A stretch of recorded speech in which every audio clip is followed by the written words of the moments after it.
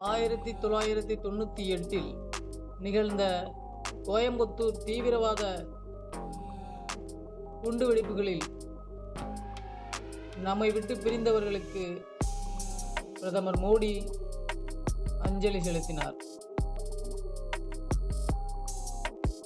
தமிழ்நாட்டின் தேர்தல் முடிவுகள் அனைவரையும் ஆச்சரியத்தில் ஆழ்த்தப் போவதாகவும், தங்களுடைய கட்சி மாநிலம் முழுவதும் வலுவான சக்தியாக உருவாகி வருவதாகவும், இனி திமுகவை ஆதரிக்கும் மனநிலையில் மக்கள் இல்லை எனவும் பிரதமர் நரேந்திர மோடி தெரிவித்துள்ளார்.